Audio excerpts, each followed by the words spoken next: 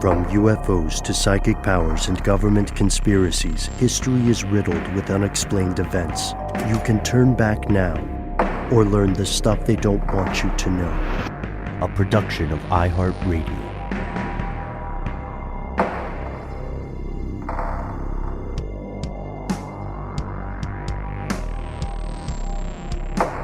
Hello, welcome back to the show. My name is Matt. My name is Noel. They call me Ben. We are joined, as always, with our super producer, Alexis, codename Doc Holliday Jackson. Most importantly, you are here, and that makes this stuff they don't want you to know. As we inch closer to the end of 2020, or the beginning of 2021, we're still sticking with strange news, and what a time to have a segment like this. We've got some green slime in the mix. We've got an actual monolith in the mix. No one knows where that's from. And we have what I would loosely call the future of cannibalism. But it depends. It depends on which experts you want to listen to. So let's see. Where do we start here? I like the mystery of the monolith. What do you guys think? I don't know. I'm hungry. Okay. So, first of all, just not to spoiler alert or anything, but is this like a beyond human type situation? Because that'd be cool. What if someone manufactured a meat that was cruelty free, not actually human meat, but tasted just like human meat would, so we could all give it a taste without the guilt? There is so much happening in that realm right now while we're talking about it. All right. I can read the room. I can read the Zoom. Did I nail it? Because I just pulled that out of, I don't know anything about what the story is. You're about to find out. Yeah, I don't believe you know, but let's get started. This is great because a long time ago, as a setup for this, in our YouTube days, Matt and I were around for the debut of lab-grown meat, which was, had a ton of problems because it's still an R&D phase, but did pose a potential alternative to the UN's plan to combat lack of protein in diets. The UN's plan was that everybody should normalize eating insects. And I've eaten some delicious insects. I know that statement might come back to haunt me, but the lab-grown stuff had a problem. We also found what turned out to be a fake website that said it was based in Thailand. It purported that it would allow people to order human meat legally, and you could try it out. Do you remember that one, Matt? God, it's been a minute. Yeah, but I don't remember that specific site. I don't remember the name. Would that be like if you were maybe an organ donor, you would donate some of your flesh to like a fine culinary pursuit? I feel like there should be a box you could tick that would allow, I would like to be eaten, please. Not too long ago, there was an artist who had some folks together to eat a foot with him. I think it was his foot, too. And that kind of stuff is definitely in a liminal space. It's a legal gray area because the guy consented to share his foot with his very weird friends who consented to eat. Remember when Michael Scott accidentally grilled his foot on the George Foreman? That was a classic episode of The Office. I found it. Quick amendment. The thing I was referring to from years back was hufu. It was marketed as tofu, designed to resemble human flesh in taste and texture. But it was kind of a joke, right? That's not the case anymore. We would like to introduce you to our first strange news story today, the Ouroboros steak. That's steak, S-T-A-K, not snake, S-N-A-K-E. Fellow conspiracy realists, you'll of course remember that the Ouroboros snake is that famous, iconic snake, which is consuming its tail in a continual pattern of eating and being eaten, kind of like capitalism, I guess you could say, or the nature of reality, circle of life, etc. But the steak, which is named after that ancient Egyptian symbol, is human steak. Caveat, asterisk, fine print. Here's what happened. So the Ouroboros steak is the brainchild of three people, Andrew Pelling, Grace Knight, and Orkin Telhan. It first appeared at the Philadelphia Museum of Art. It is meat, and it is based on human cells. It's meant to be a critique of the environmental protection arguments of the larger cell-based meat industry. So here's what's going on. The stories years back about lab-grown meat. When you delve into the science of it, essentially the issue is this, that cultured meat still relies on a meat source. It relies on a liquid with the unfortunate name fetal bovine serum, or FBS, so we don't continually gross ourselves out during this episode. FBS is a protein-rich growth liquid that's used for cell cultures. It comes from the blood of calf fetuses. So it's not all, a shiny utopian future there. So FBS has to be acquired from the fetuses, and that means the pregnant cow mothers are slaughtered for the meat industry, and then this FBS is taken from those unborn calves. And this makes it pretty expensive. We're talking $900 a liter. So if you wanted a 2 liter of this, it'd be $1,800, just so you can picture a Coca-Cola equivalent in your mind. Does it keep you young forever? Is it sort of like bathing in baby's blood or something like that? Or does it have any efficacious qualities, or is it just delicious? It's just a potential alternative to the current livestock and slaughter industry, right? Got it. And for a long time, this sector, this idea of cultured meat has been in a very tense position. A lot of academics have criticized it because they say, look, you're not really helping, you're encouraging these environmentally destructive industries because the stuff you make depends on this FBS. A couple of studies shot back and said, yeah, well, it could be more climate friendly, but we just need more data before we make any predictions regarding the longer term consequences. So back to the people who created this quote unquote human steak.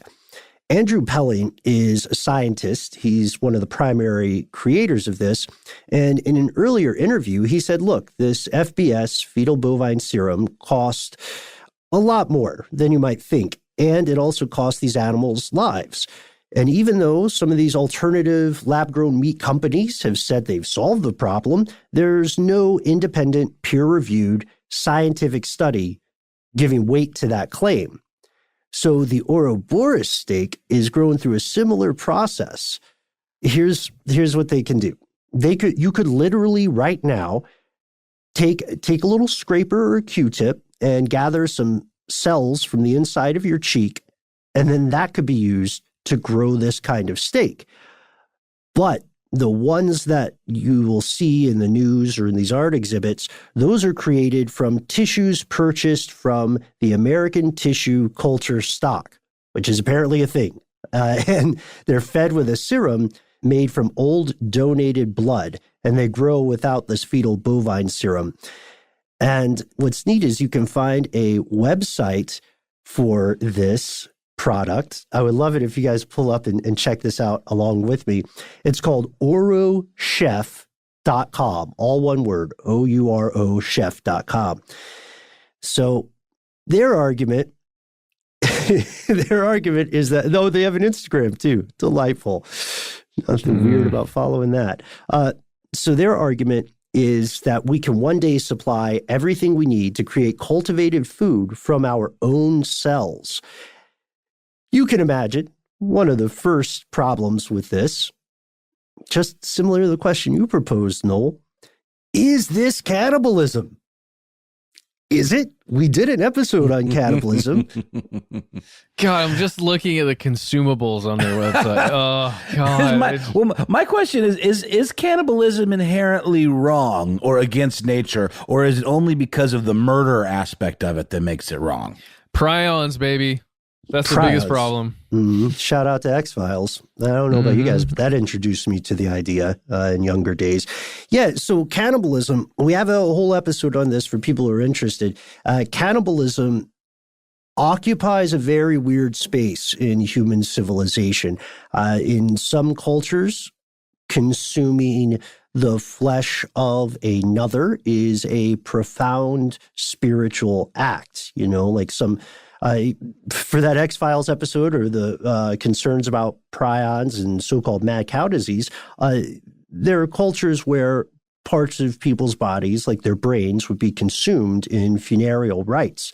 But then for anybody who automatically thinks cannibalism is somehow an evil thing, I would point out that there are a couple religions that literally like codified cannibalism, communion, right? Especially if you are a member of one of the parts of Christianity that believes in what's called transubstantiation. Communion is literally eating the flesh and drinking the blood of Jesus Christ. And that's not a conspiracy. That's like how it's written. That's what you are supposed to believe.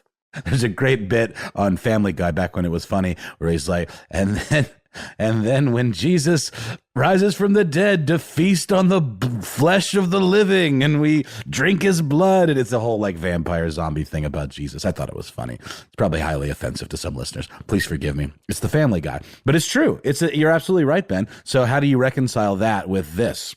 Right. And also, if you're eating, we talked about this too, the technical name would be auto-cannibalism, right? I remember, Matt, I think it was you and I who got into this when I was saying, we really got deep into it. We were just like, man, we're really into auto-cannibalism today. I meant on the show, on the episode, because there are questions like people who, this is a bit gross, and I don't mean to call anybody out who's like absentmindedly doing this while listening to the segment today, but is biting your fingernails, chewing your fingernails, is that auto-cannibalism? For people who pick their nose, and I know you're out there, does that approach auto-cannibalism? I guess it depends what you do with what you find in your nose. Yeah, I mean, it's interesting contemplating the difference in cell types of, what you would be consuming. And that's really what this entire Ouroboros steak concept is about, like the specific cells that are just being nurtured. And it's really interesting, Ben, if you keep going on the on some of the writing that's been done on this, it's pointing to a lot of other places and companies that are attempting to make something like this, but with cow meat or chicken cells or other animal cells, not just humans. And I didn't realize there was so much progress being made in this regard. It's pretty creepy and cool at the same time. Yeah, I agree. I mean, the idea here is like, what if you could end suffering, right, for animals that are literally raised to be slaughtered? If you could, and you could do so with little to no inconvenience, then ethically, it's pretty much the right thing to do. Because at that point, if you have an alternative and you cannot distinguish between that and the old-fashioned slaughtered meat, then your only value add is that you like the idea of the animals being killed or tortured. It becomes pretty clear ethically, but we're not there yet because the science is still a few years away. An article in Tech Times brings us to one of those alternatives. In 2018, the first steak grown in a lab was made in Israel, and the people who tried it said, look, we can't legally sell this yet, but I got to tell you, chef's kiss, this is amazing. You can get a little, get a little butter with this bad boy, some rosemary, you're off to the races. This is the Aleph Farms people? Yeah. Yeah, this is the thing that kind of grossed me out. I was reading this earlier. It kind of grosses me out, but it's cool.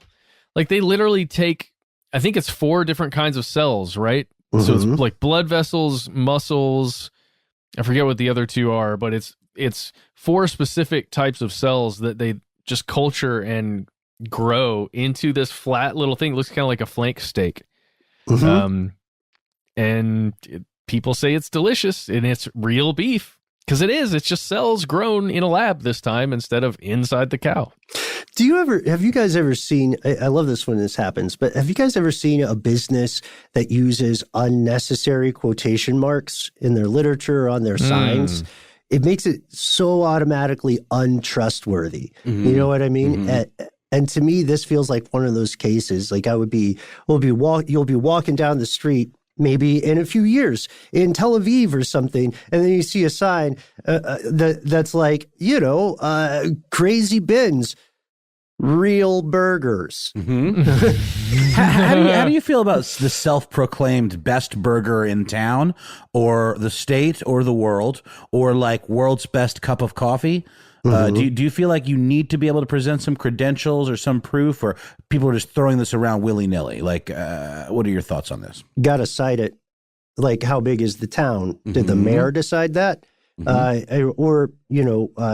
think the way a lot of people get around it is just pop in and according to, you know what I mean? Like, this is the best homemade bulgogi on earth, double dash, according to Ben's mom.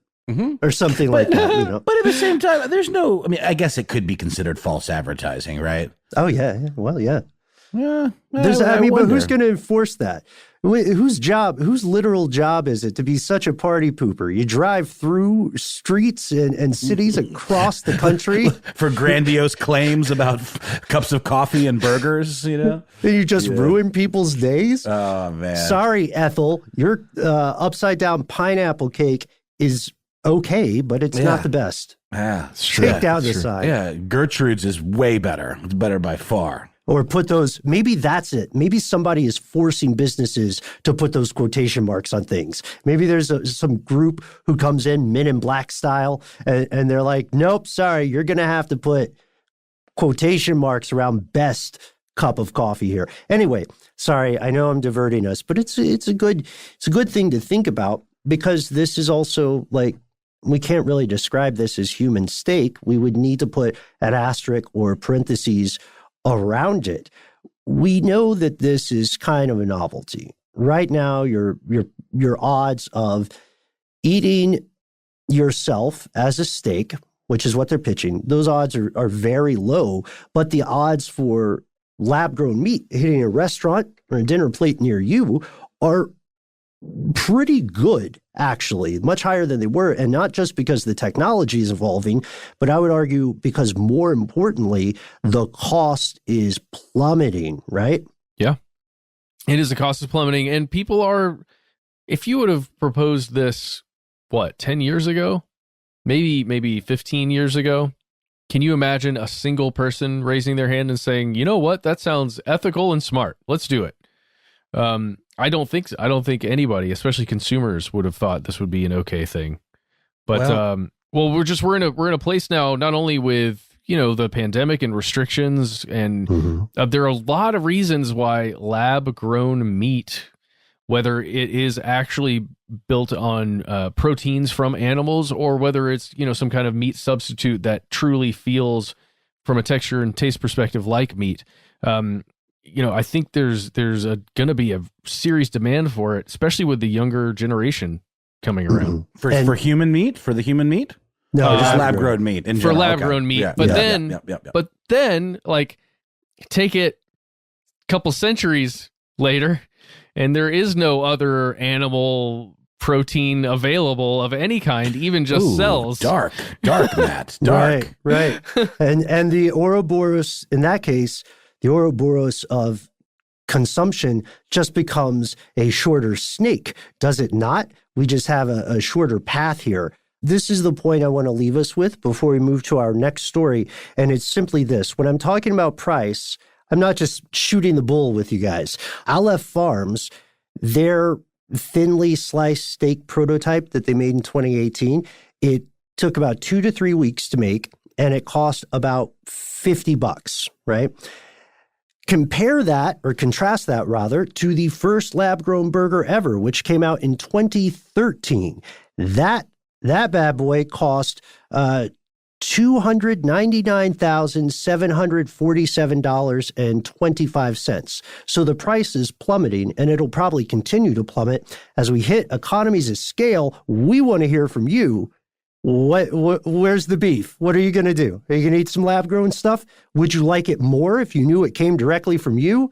Would you be weirded out? Or would you prefer, just some kind of lab-grown meat alternative? Do you think the days of fancy steakhouses are over? We'll tell you how to get in touch with us at the end of this, but we would love to hear your thoughts.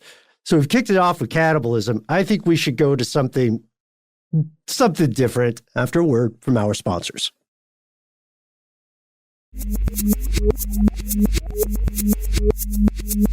And we're back. Oh my God, Ben, I'm still thinking about that sweet lab-grown human meat. Well, imagine that you're in a spaceship and you're on your way somewhere. It's going to take months and months, maybe a year, Noel, and there's no more protein left because you get delayed or something. But you know that in 3 to 4 weeks, you can grow a steak from your own cheek. I would do that now. I didn't even think about that angle. Like I could literally just scrape off some cells, put it in a dish, set it and forget it, like the Showtime rotisserie, and then come back and I'd have some delicious human meat. But I want to circle back very quickly. I know we're moving on to my story next. Sure. But this was sort of initially like almost like a performance art thing, right? Or it was almost like a commentary, like there was some satire going on in the whole thing. Yeah, very much so. And they're not seriously proposing that we do this, but I'm seriously thinking, I don't know, am I too good to eat myself? I don't know. I didn't think our conversation would get to that point. But shout out also to, I have found this story, and then fellow conspiracy realist Ryan J. emailed us with this story as well. So credit where it's due up there in Michigan, man. Stay warm. And luckily, as far as we know, Michigan does not have mutagen oozing out of the streets. One would hope, or at least not that we know of. Let's start this one off, guys, by let me pass this around the room. How do you guys feel about sinkholes? For them or against them? Do not support their platform. Yeah, they don't support you either. They literally will swallow you into the earth. Yeah, I'm against them. Against them. When I was in Guatemala, they had a sinkhole problem, and like all jokes aside, it's incredibly dangerous. How about super producer codename Doc Holliday? I feel like you got some feelings about sinkholes. I won't call it an intense phobia, but I do have a fear of the ground just like opening up and swallowing my car or my living space. It's definitely something that I've thought of or had nightmares about. Yeah, well, for good reason, because I just literally Googled sinkholes explained, and the image that comes right up is like practically half a city block just having caved in completely. You can see like rebar and little surface things that kind of remained, but essentially it's like a sinkhole is where moisture and erosion create a path that allow water to infiltrate the ground and the surface, and then it causes it to kind of erode. And if you're not aware of it, it can be treacherous, incredibly treacherous. They can be like, the size of a single person, but they can also be like the one I'm looking at here, massive. And in bigger cities, they absolutely can be a problem. I've never dealt with one myself, but folks in Toronto, in Canada, were treated to a pretty interesting sinkhole. Walking around, it's like some blacktop that appears to have cracked and sort of sunken in halfway, but it's filled with a green, gelatinous, glowing ooze, like you said, Ben. It really does look like the ooze, the titular ooze that there was a secret of in the Ninja Turtles sequel, featuring a really important dance scene with Vanilla Ice, the ninja rap. I don't know if anybody remembers that one, where he's go ninja, go ninja, go. He made a comeback recently where he did that in a Kraft macaroni and cheese commercial. I had to give him props for that. Is that a comeback? It's something. Yeah, it's important to be creative. I applaud anybody making a career in the arts, honestly. I completely agree. Yeah, especially these days, you got to do what you can. But yeah, so it's true. A gentleman by the name of Richard Southern of 680 News took a bunch of great photos of this stuff, and in this article in the Daily Mail, they compare it to remember that movie Flubber with Robin Williams with the bouncy goo. Looks like that. Looks like the kind of slime you might make with your kid, but with sort of an iridescent quality. And honestly, that's what makes it a little more spooky. But yeah, it was definitely making some noise, let's say, with the locals. People were talking about it, a lot of Ninja Turtle references, and a lot of kind of hubbub surrounding this kind of potential, like, oh, okay, really? Murder hornets, pandemic, hurricane, and now Teenage Mutant Ninja Turtles. Cthulhu-esque mutant slime oozing from the very earth. Some good tweets. This made me actually laugh out loud. I now need to have pizza for dinner. I'd probably call Ghostbusters. Somebody call Nickelodeon's legal team. Remember Nickelodeon? It was GAC is what that was called, right? Yes. But yeah, it's an interesting thing to behold. And it made the rounds before. It was pretty quickly debunked. And no one really knew what it was. It was more just kind of a curiosity. But it's really interesting. Even like the actual answer to what this thing was, it's not something I ever really would have thought about. But apparently, one way of checking to see where a sinkhole goes or where it terminates is to pour like water into it and then dye the water a really bright iridescent green, almost like that dye they shoot you up with when you're taking a stress test so they can track it through your body. So that's kind of what it was. Apparently a City of Toronto spokesperson told 680 News, Toronto water staff inspected the sinkhole yesterday evening. Sinkholes can be the result of a damaged or collapsed sewer. In order to determine if the sinkhole is connected to the underlying sewer, a dye test was conducted using a green non-toxic dye, which is added into the sinkholes while monitoring the closest manhole downstream to look for traces of the dye in the sewer. So, alas, nothing supernatural or, another realmy going on here, which was frankly disappointing. I could use a little bit of I would look at that as a silver lining. If it was like, the undying, coming from beyond the veil to wreak havoc on the streets of Toronto, I think that's sort of preferable to what we're seeing in a lot of ways. I'd be down for that. So viscosity-wise, it is slime-like, though, right? Rather than water. Okay. I'm not sure. I can't touch it, obviously, but it has the appearance of having sort of like what would you call that? Like a surface tension, more akin to slime. But it does sound like it is more water. So I don't know. But maybe your brain sees neon green goo, and you immediately assume that it would feel like slime. But it could absolutely just be water. Well, in that article, they refer to it as slime-like liquid. Yes, that's right. Yeah, and then the original tweet, I think, from that photographer Richard Southern, who's he's verified on Twitter. He seemed to have made a pretty good go of this story. Is there's a huge sinkhole with a glowing green liquid on Hastings Ave off of Gerrard. While it would be on brand for 2020 to have the Ninja Turtles appear in Toronto, the city tells me it's a non-toxic dye added to see if the sinkhole is connected to a sewer. That's the official story. I'm with you here, man. Why take the official, probably true story if we can build an urban legend around it, Also wasn't for people who did think there was something rotten or weird or Lovecraftian or sci-fi afoot, having a local official say that, don't worry, we do this all the time, isn't going to make people feel better. Right. I'm all about it. I would wonder, though, why they chose green. Is there a calculus there? No, but it's like I said. I mean, green is the color that they also shoot up into patients when they do those treadmill tests. Or it's like, but that's actually radioactive, if I'm not mistaken, and they're able to trace its path through the body. Maybe because it does seem to be iridescent enough that it would glow a little bit when hit with light. And it would really separate it from just the other colors that you'd see in a sewer. I don't know. That's just off the top of my head. It's for the color key. The scientists and a lot of people they do use Adobe After Effects for a lot of the news. Green screen it out. Yeah. And meme and stuff, right? You know what I mean? This is strange because one thing I really appreciate about this is a lot of these local stories don't get super widely reported. Citizens of Toronto are wondering how often this stuff is in their, like running in pipes unknown beneath them. Has anybody turned on the sink and had this mutagen-esque stuff coming out? I would want to hear about that. What would you do? I guess you'd call the water department.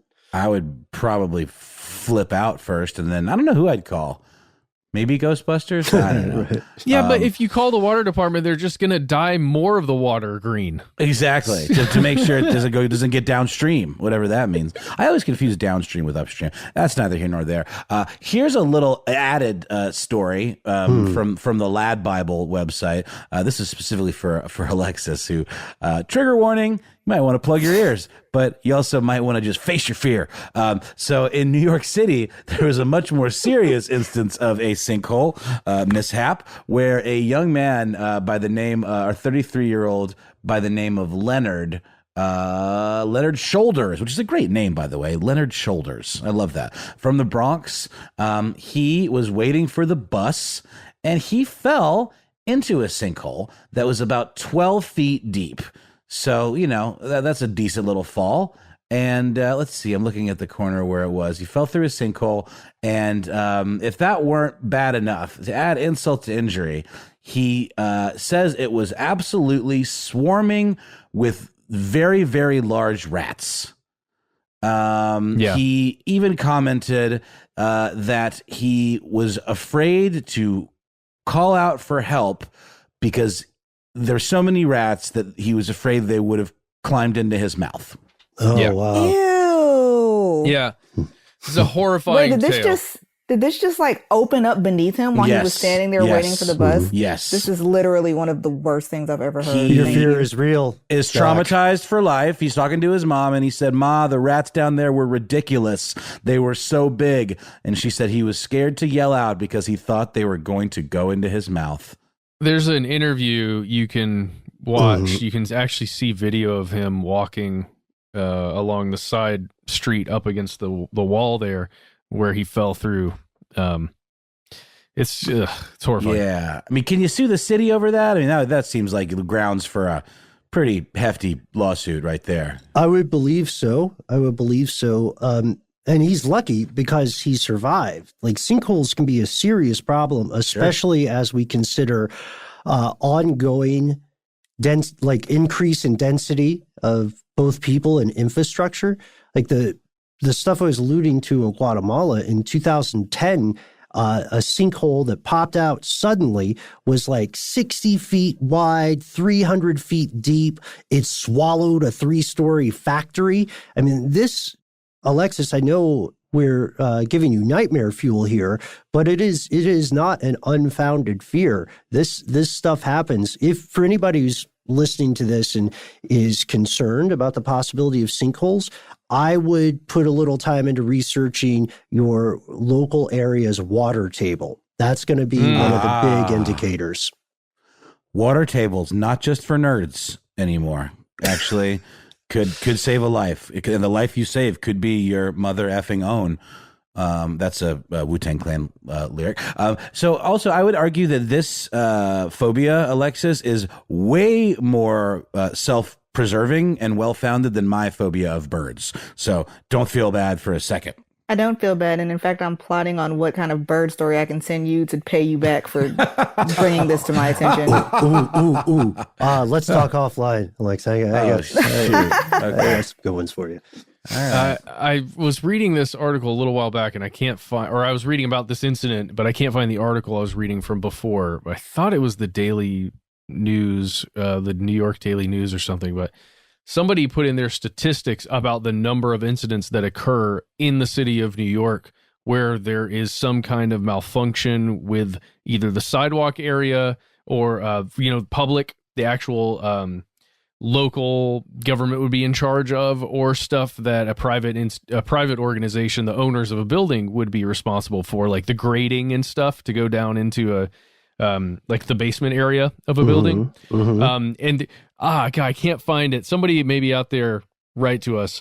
But the statistics about the number of incidences where people either just have a leg fall through and get injured, or injure their ankle, or do actually fall into a thing, it was in the dozens per year, which is minuscule compared to the number, if you think about the number of instances where a human being is walking on the sidewalk in New York City.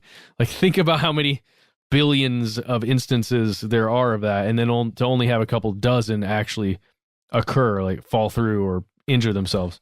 Yeah. But still, it's a real nightmare. Well, and a lot of these are man-made too. We may be the authors of our own atrocity in this situation, which I know is hyperbolic language, but because when we're talking about water tables, like think about places like Mexico City, which is built on an aquifer and takes water from that aquifer. So the groundwater is supporting all the stuff that's not sinking. And we're in a drink your milkshake situation. So like, what if, I'll say it, what if Nestle has come to your town, just like the monorail guy in the Simpsons episode, right? And is drinking the milkshake of a nearby town. And then a sinkhole happens on private property because of that process, like who's to blame? To whom does the buck pass in that situation? This is a very weird conversation, but I'm having a great time with you guys. I am too. Let's stop while we're ahead and do a quick ad break, and then we'll be back with another strange news story.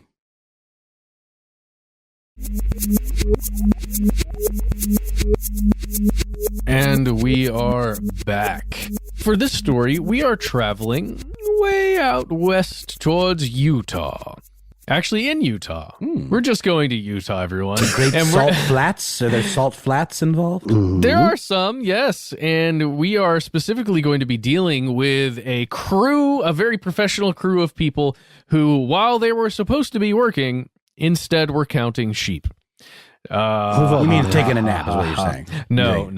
They no. were literally counting bighorn sheep. Oh. This is a crew from the Utah Division of Wildlife Resources, I guess.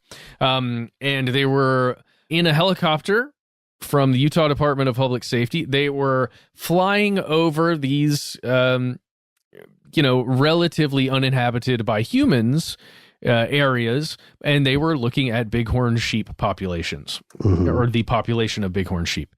And everything was just happening pretty normally until I believe it was the pilot. No, one of the biologists who was there on board spotted something shiny out of the helicopter that was down on the ground in kind of a valley area down there. And it's crazy. This is a quote. He was like, whoa, whoa, whoa, turn around. And I was like, what? And he's like, there's this thing back there. We got to go look at it. Okay. Intriguing, right? that was the quote.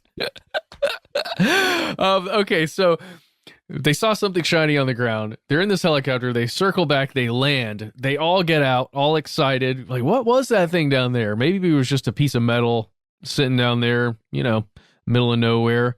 Well, as they go checking it out, they found wedged into all of this red rock, like the surrounding sparse area, there was, I'm not kidding you guys, a monolith.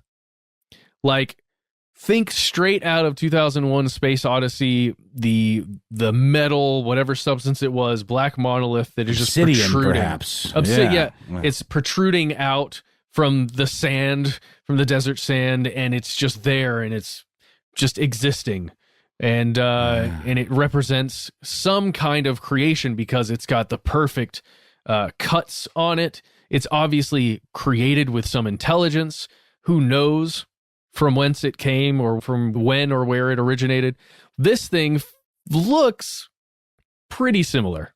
Not quite as intriguing as the one from 2001: A Space Odyssey, but it is a big metallic 10-foot, 12-foot perhaps, piece of metal that is certainly created by some intelligent being.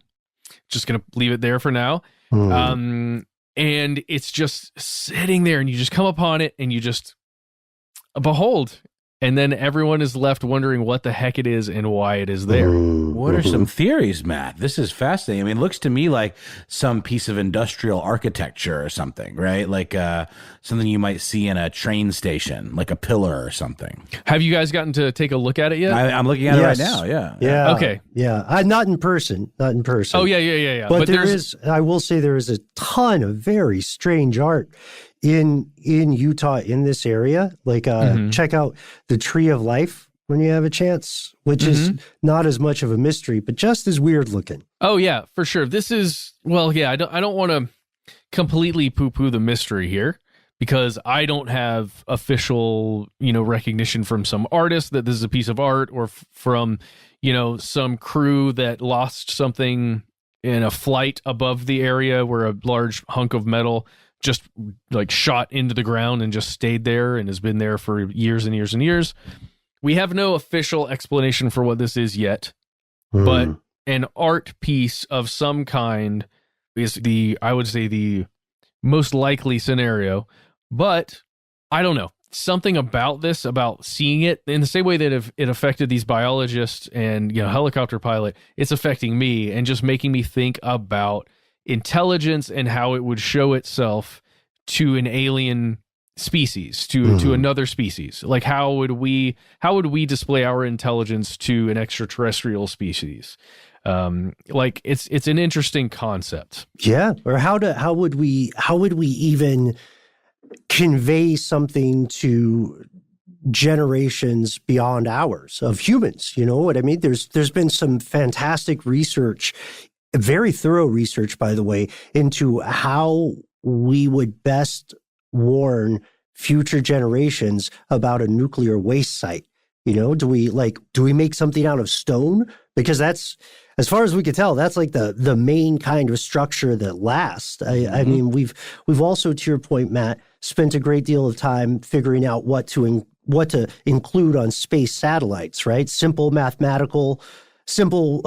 visual representations of mathematical concepts are super popular because math, as far as we know, seems to apply kind of, sort of, the same way wherever you go until you get to the quantum level. Let's not forget the Georgia Guidestones. I mean, that was a stone monoliths inscribed with instructions for rebuilding civilization, supposedly. Or that's one interpretation of it. It's interesting, in this Guardian article, at the bottom, it mentions that this monolith was very similar in appearance to the work of this particular sculptor named John McCracken. And then it gives, he's passed away. In fact, he passed away in, I believe, 2016.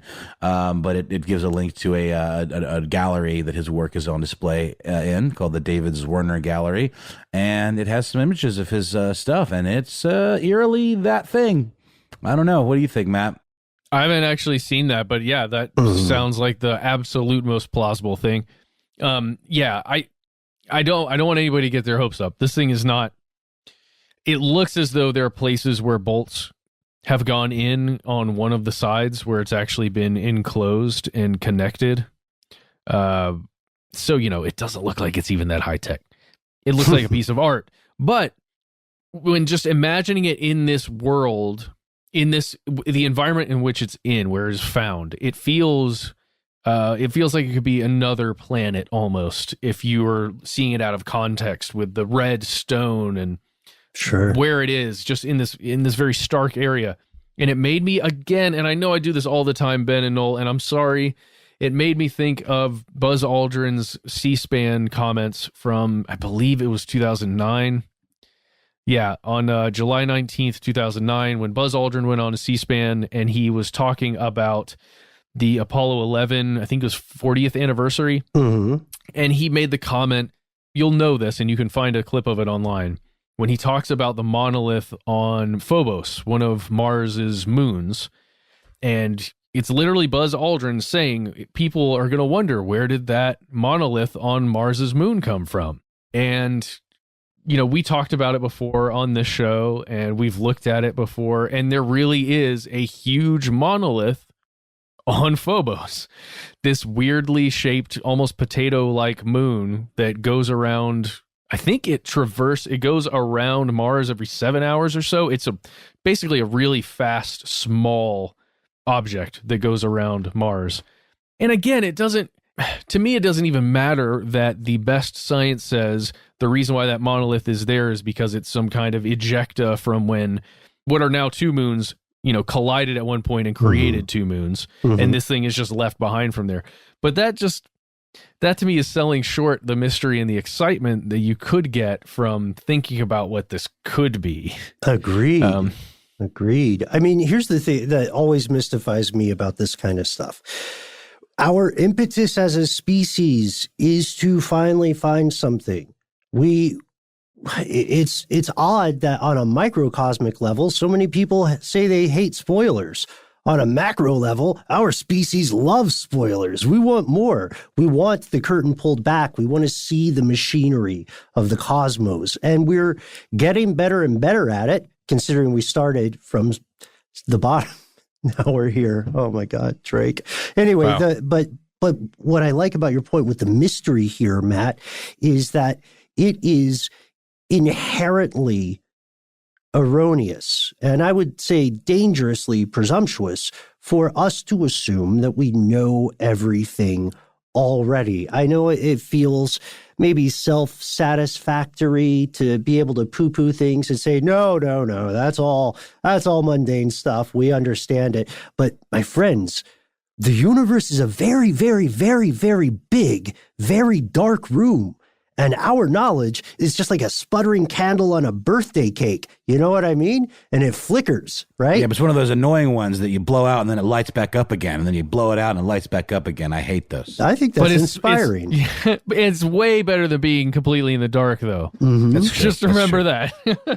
Yeah, because we still don't know what swims out there in the ink. You know what I mean? I know I'm talking like I'm writing a sci-fi story now, but it's true. And my question with this would be, first off, the boring questions, but important. If we cannot identify the creator of this, human or otherwise, we can certainly run some tests to see how old it is.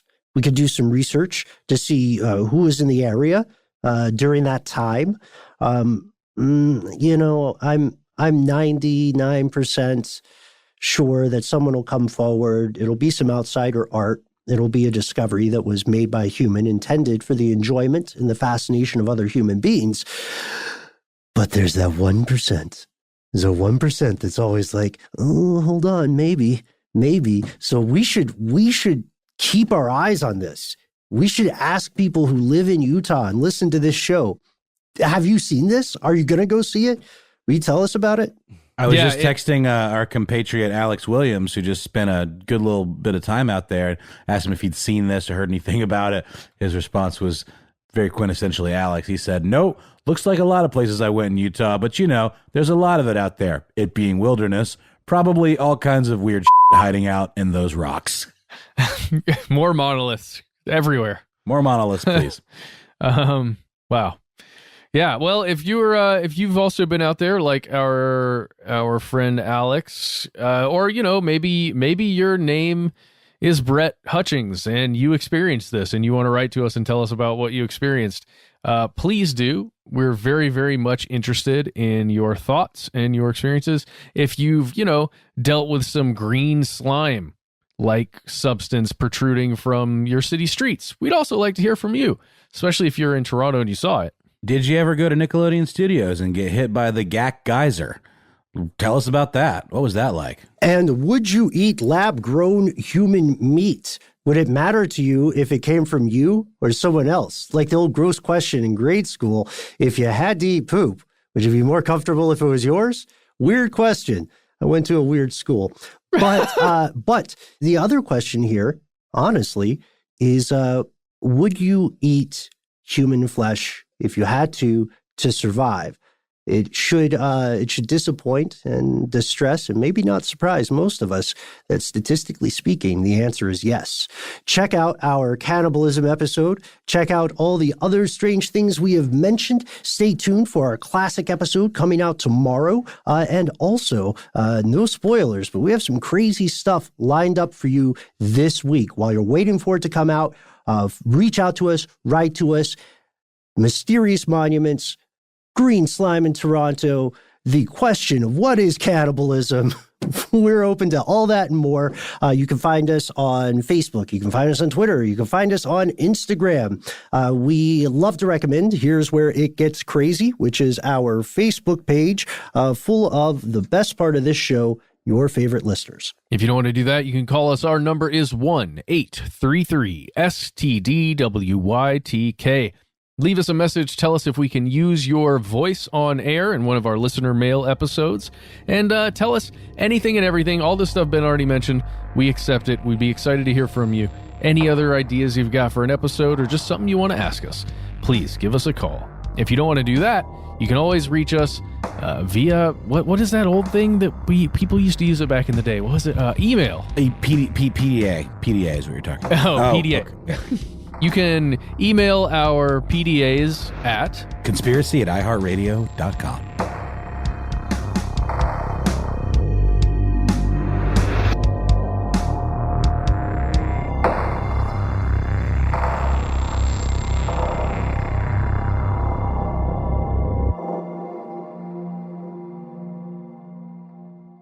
Stuff They Don't Want You to Know is a production of iHeartRadio. For more podcasts from iHeartRadio, visit the iHeartRadio app, Apple Podcasts, or wherever you listen to your favorite shows.